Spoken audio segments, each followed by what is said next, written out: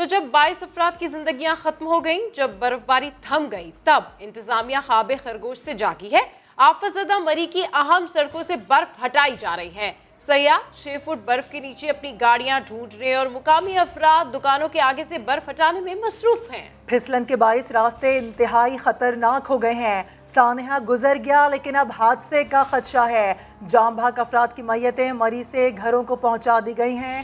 راستے کھلنے کے بعد بالآخر وزیر اعلیٰ پنجاب عثمان بزدار کو بھی مری جانے کا خیال آ گیا ہے۔ 22 افراد کی زندگیاں ختم ہو چکی، برف باری تھم چکی ہے، اب انتظامیہ جاگی ہے۔ آفت زدہ مری کی اہم سڑکوں سے برف ہٹائی جا رہی ہے۔ سیاح 6 فٹ برف کے نیچے اپنی گاڑیاں ڈھونڈنے اور مقامی افراد دکانوں کے آگے سے برف ہٹانے میں مصروف ہیں۔ پھسلن کے باعث راستے انتہائی خطرناک ہیں۔ بالکل، اب جب سارا کچھ ہو گیا ہے اس کے بعد اب یہ دیکھا جا رہا ہے کہ وزیر اعلیٰ پنجاب عثمان بزدار وہاں پر جانے کی بات کر رہے ہیں تو ثانیہ گزر گیا، میتیں چلی گئیں، گاڑیاں نکال دی گئیں، برف باری تھم گئی، راستے کھل گئے، تب جا کر صوبے کے کمانڈر کو مری جانے کا خیال آ ہی گیا۔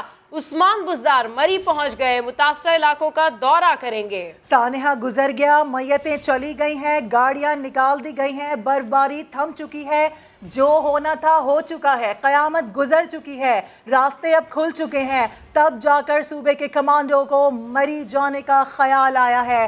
گزشتہ روز سے صبح ہم دیکھ رہے ہیں کہ راستے میں ہے کون سا راستہ تھا جو ختم ہونے کا نام نہیں لے رہا تھا۔